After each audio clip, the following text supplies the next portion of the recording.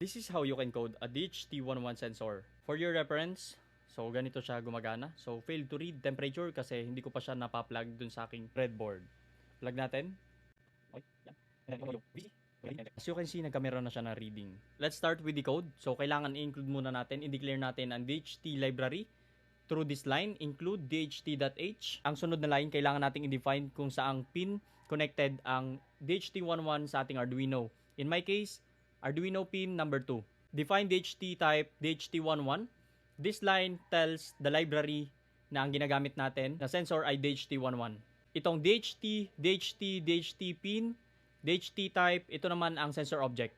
Bakit mahalaga itong DHT na yan, yung sensor object natin? Mahalaga yan kasi ang DHT11 sensor ay isang complex little device. Mayroon siyang communication protocol at marami siyang requirement na kailangan i-code. So instead na magkameron tayo ng mahabang code, through this line, magagawa na natin na maging malinis at easier ang pagta-type ng code. Pagdating naman sa void setup, dito natin ini-initialize ang setting. Initialize natin ang serial.begin o yung serial communication. Kung gusto nyo ng explanation for serial communication, serial.begin and then baud rate, comment down below kung gusto nyo explain ko yan. And then kailangan nating initialize dht.begin. Ito naman ay optional. After natin na makapag-initialize dito na setting dht.begin, kailangan natin mag-create ng another variable na temperature and then i-equal natin siya sa dht.readTemperature.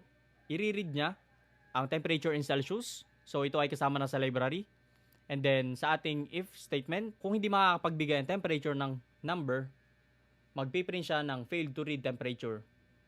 Else, kapag nakapag-print, kapag may reading ang DHT11 sensor, ipiprint naman ang temperature value, which is ito nakikita nyo sa baba. Ayan na yung pinaka-output temperature reading na tayo.